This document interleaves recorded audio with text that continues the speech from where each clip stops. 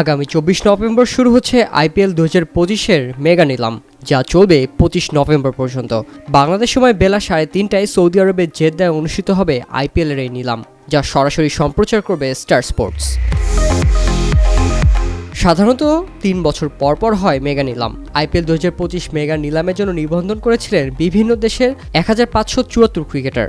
এর মধ্যে নিলামে জায়গা হয়েছে ৫৭৫ জনের, যার মধ্যে ৩৬৬ জনই ভারতীয়, আর বিদেশিদের মধ্যে সর্বোচ্চ ৩৮ জন ইংল্যান্ডের, অস্ট্রেলিয়ার ৩৭, দক্ষিণ আফ্রিকার ৩১, নিউজিল্যান্ডের ২৪, ওয়েস্ট ইন্ডিজের ২২, শ্রীলঙ্কার ১৯, আফগানিস্তানের ১৮ আর বাংলাদেশের ১২ ক্রিকেটারের নাম রয়েছে এবারের মেগা নিলামে। এছাড়া জিম্বাবুয়ের ৩, আয়ারল্যান্ড ও যুক্তরাষ্ট্রের ২ জন করে এবং স্কটল্যান্ড থেকে আছেন একজন ক্রিকেটার।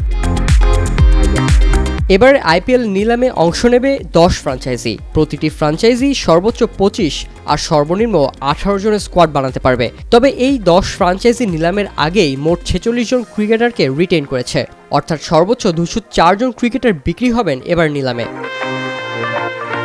ফ্র্যাঞ্চাইজিগুলোর মধ্যে সর্বোচ্চ ৬ জন করে ক্রিকেটার ধরে রেখেছে কলকাতা নাইট রাইডার্স ও রাজস্থান রয়্যালস।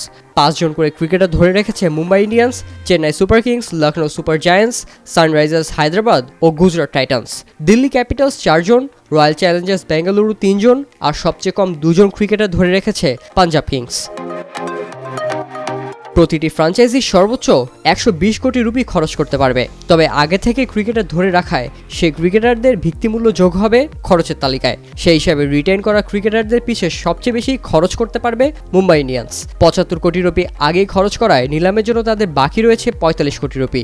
বাকি ফ্র্যাঞ্চাইজিগুলোর মধ্যে রাজস্থান নিলামে খরচ করতে পারবে ৪১ কোটি, হায়দ্রাবাদ ৪৫ কোটি, কলকাতা ৫১ কোটি, চেন্নাই ৫৫ কোটি, লখনৌ ও গুজরাট ৬৯ কোটি, দিল্লি ৭৩ কোটি, বেঙ্গালুরু ৮৩ কোটি আর পাঞ্জাব ১১০ কোটি রুপি।